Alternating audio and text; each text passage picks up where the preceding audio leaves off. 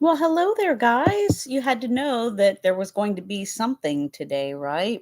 Of course, the perps they stop at nothing. They stop at nothing to get you to react, whatever it is, to freak you out, to make you feel uncomfortable. Now, let me tell you, when I got up this morning and I came downstairs, there was a vehicle. I don't know how I knew. I think it was just because maybe I had seen the lights. And, of course, I leaned over the couch and I look out the window, and lo and behold, there is a dark colored truck, black. It could have been dark blue, but I think it was black, in my driveway. Okay. This is how the perps operate. Okay. They play all sort of shenanigans, all sort of games. It's funny because I even stopped at the store this evening real quick, but I had stopped at a place that I wasn't planning to stop at. I just needed to get something. So ran in, ran out. And of course, as I'm pulling out of the parking lot, here comes a perp dressed in the red and black. He was all suited up, but he was late getting to the party. I love it. I just love it. They're fun to watch, because and people are staying away because they get that this is some crazy making stuff, right? Anyway, whether he's a perp or not, here's the problem. There are lots of evil men, especially in this programming. Why? Why are they playing these games? Well, because some of them hate women, okay? And because men are more likely to be personality disordered than women. And I'm not saying that women aren't either. There are plenty of female perps doing this. They are either psychopaths themselves, they are jealous, they are haters, and trust me, sometimes they are downright beautiful. Sometimes they are deceptive. I mean, you'd be surprised. Okay. There's those of us who tried to move forward and tried to get away, tried to escape, and did it all the wrong way and sinned. We have a conscience, and we have paid our dues, so to speak. But there are those who orchestrated things sinisterly behind the scenes to ruin another person's life. Maybe they were jealous, maybe they wanted your life. And that's where the women come in. But the men are gosh darn evil. All you got to do is listen to George Strait's The Fireman. But here's the thing. I play their game so well now that I just sing along to that song. I just sing along to it and I enjoy it. I really like it. I like the beat. It's upbeat. The tapping you can do, tapping. You can tap or you can hum. And those things are beneficial to fight the trauma. I realize that this is free and it's free information. It's such a tiny little thing to do. Like when you're driving and you have lots of perps on the road, to hum or to tap could be useful. Okay. Now maybe the perps are out there going, how can we get her? How can we make it so that she can't tap? How can we? They already mess with the phone so that if I'm downloading music or if I'm using my phone for music, they already play with that and switch it from the iPhone connection to the iPad connection, blah blah blah, which doesn't work.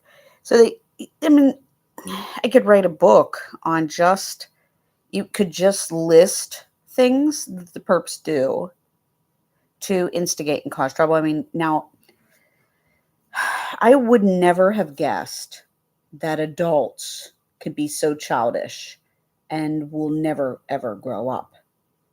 But there are a lot of men involved in this, and they, like I was saying, and I'm getting off track, they are more likely to be personality disordered and or vengeful and spiteful, and they can have the best of both worlds because they can eat their cake and have it too. So they can move on, yet they can still make your life miserable hell. But then they don't really move on because A lot of them have some sort of complex, egotistical complex, if you will. But some of them are sadistic and cuckoo, and they're really the crazy ones. That's the thing. That's the pure gaslight in it, you know? But people have to realize who they're dealing with. Now, I truly believe, and from people that I've shared company with, that some of these women are scared for their lives because they realize how vindictive and how two timing how their significant others might have a deranged personality. They might be the smoke and mirrors type, which things look good on the outside, they sound nice, sound like they're a nice person, but they might just be trying to either get information out of people or find ways to harm another person or did harm another person. And some of these people know it. Some of these people know that their significant other is dangerous, but they have a very difficult time getting away from them. And when you see that and you sense that, and you try to do the right thing and it goes the wrong way and it doesn't work the way you want it to, uh, that's hard. That's a really hard place to be in. But it's even harder to still be there in that place. So, for those women who are stuck, like I almost was, I really almost was, but then I got put into this program, so that was even more fun. So, just surviving every day is quite a chore. And sometimes, as a TI, you don't want to. Because here's the thing, you guys, you don't, once you realize how bad the situation is, how bad these perps are, once you realize how bad people are in the world, and it's some of these perps, they go around with their noses up their own ass, thinking they're God's gift to, oh, I'm an exemplary person. I'm such a wonderful this or that in society. Yeah, well, no, you're probably not. You're probably one of them. I've shared company with many a person in all different walks of life. I have met people in really deplorable conditions. I've met people who need my help and are nice people and deserve it. And I've met people and had the was in the company of people who I might not ever want to be in the company of ever, who may have been just fishing for information and who may have been involved. Can you believe that I might have been in close contact, in like close, like interpersonal space with perps in my line of work. Through the course of my day, I could be set up by people that I work with to be in the company of perps. And trust me, I do sense it. I do feel it when people give a little too much information, like they're reading my brain at the moment, or things I get it. And I can also see personality disorders. I don't always see them right off the bat. Sometimes, the very thing is, people like myself, and the reason why most of you don't see it right away is because you, like me, decide that we are going to be open minded, rational, reasonable, and we're going to be kind and we're going to expect the best of the other person, of the other party, right? That is how we get trapped. Just listen to Sandra L. Brown, the writer of Women Who Love Psychopaths. You can find her all over the place, and she will tell you all about that. The Don Juan of Con, all of those other guys, all the other snakes in the suits, if you will. And men are going around with little horns on their head. Let me tell you about this truck driver in my space coming home today, trying to intimidate and bully. So this morning I was telling you about this truck. It was oddly in my driveway. Now, what was weird was when I came home today, and here's me playing this little clip. This is me catching the dude on camera because when I pull into my street, there is always a perp at the opposite end shining their bright lights at me. Always at the opposite end of the street. There's two ways to get into my street. Okay, the way I came in and the other way. And there's always a vehicle down at the end shining straight up at me. Now, I have that vehicle on camera. And at the same time, there's another one that stands out like a sore thumb, and this is a dark colored truck. I think it's a black truck. GMC, maybe. It's a little hard to tell, but I did make a video. And he stood out like a sore thumb, too, because I saw his lights. He was oddly parked in, I don't know if it's the Ku Klux Klan wearing neighbor, which she really surprises me, you guys. I mean, she's nice. She's a nice lady. But she's got some Ku Klux Klan looking garb. Sometimes she's got. Anyways, he's sitting in their drive, face out, like he's going to pull out, but I don't recognize the vehicle. It's a different kind of vehicle, and it's weird because what's funny was I kept inching forward towards my space, and I was turning to the left, and he was coming out of the right. And every time I would inch, he was jumpy, and he'd start inching his car forward.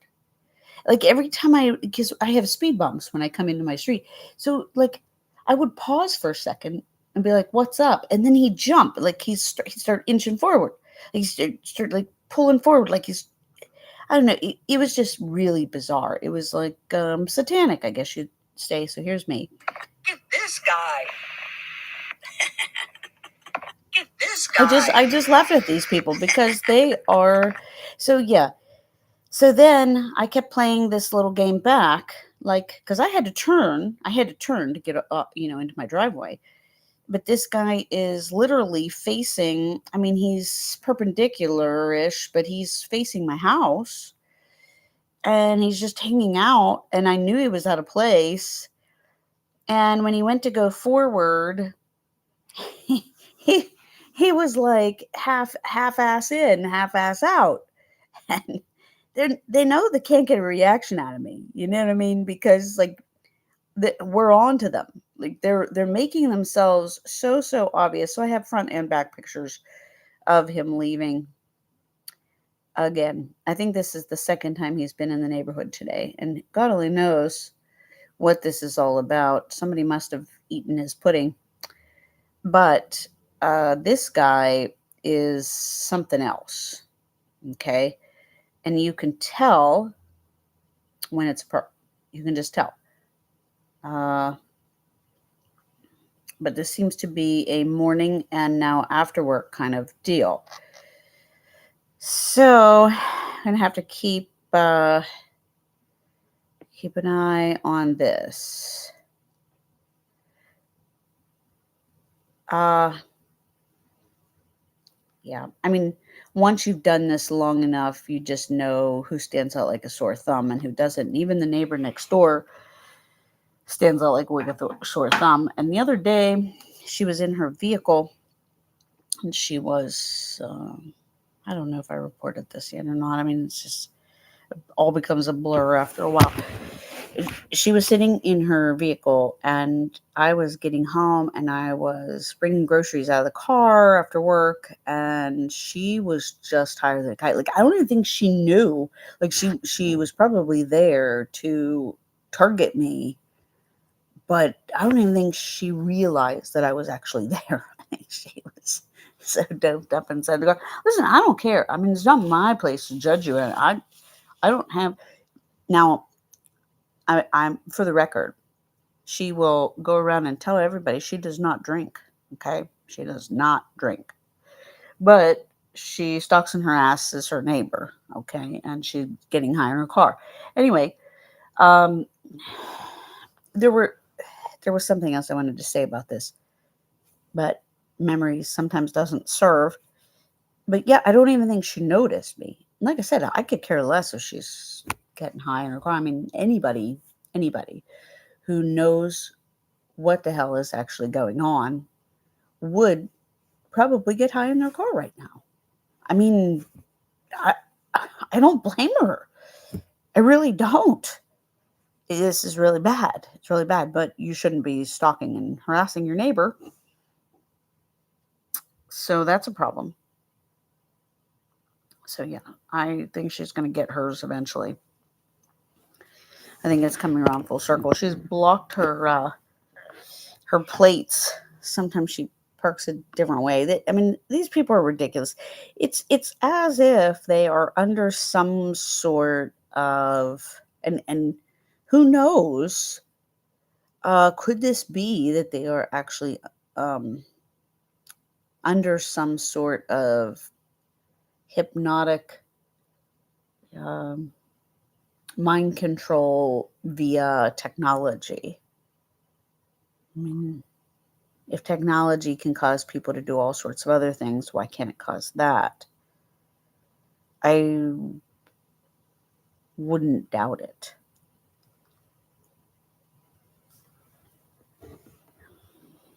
That, I mean, like, can't these people just go get a life? Can't they just do that and stop doing this? I mean, who knows? They must think that they're all fighting for some greater good when really they're just actually killing a person. I mean, that's what this program does. It's designed to maim and kill and torture. It's not designed for any other means. No matter how you slice the cake, it is a kill program. That's all it is. That's all it ever will be. So the United States of horror, I mean, that's kind of what I'm saying. I mean, it's really that bad. Like, to try to reason and try to wake up the next day and think, well, how did I even get in this? Why do I have psychopaths, there's psychopaths and sociopaths and narcissists out there in the community, but people want to come after me. Why? That's one of the greatest questions in the world. How do they set that up so that everybody comes after you? I mean, it's pretty demonic, don't you think? It's pretty unreal. There are times that I even have to pinch myself when I wake up in the morning, or, when I go to bed at night, to think, gosh, how in the world could something like this turn this bad? And then I think to myself, the psychopaths who were the ringleaders in this are just laughing all the way because they know that it all got flipped. It all got flipped around. That's the total gaslight that people are buying. It got completely flipped around, rescripted, reinvented, redesigned. Sometimes they tweak it so that it kind of flows with whatever it is that this is, the status quo, whatever it is that they're trying to get you to buy or believe. And that's all. That's all fake. That's all BS. This is a program designed to kill Christians, to kill human beings. And I mean, I wouldn't limit it to that. They could use it to kill anyone. It's designed that way. It's implemented that way. It's effective that way.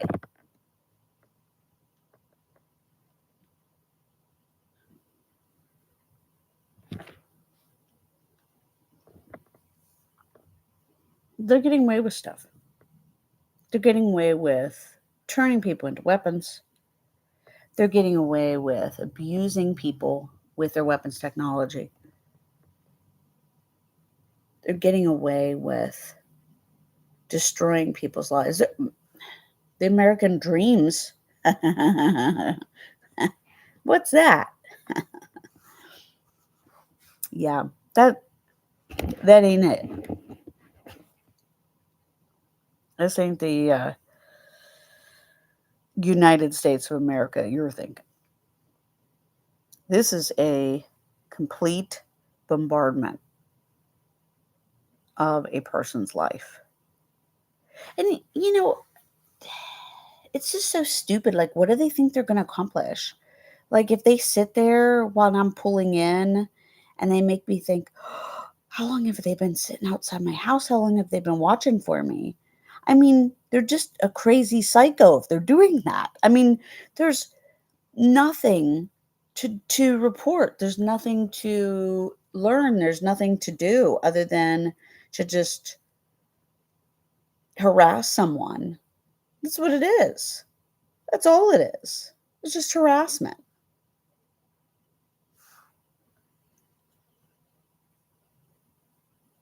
But you've got to wonder what possesses people to sit on the corner and just watch you. Even women who sit there and do that. Like, don't you have something better to do with your time? Because when I was your age and I had little kids, or I had, it doesn't matter whatever stage of life it was for me. I'm always busy doing something, finding something else to do that's important, something that is productive. But I can't say that I ever spent my life sitting there stalking or harassing somebody and trying to make money off of it, or just sitting there and watching somebody else. Who would do that? Like, why? I don't have any desire to watch somebody else and want their life, I don't. I don't. And I'm never going to. That's just a really strange thing for me. It's a really hard concept to try to understand. Like, just go out and work for it. Whatever it is that you want, go work for it and stop trying to take it away from somebody else.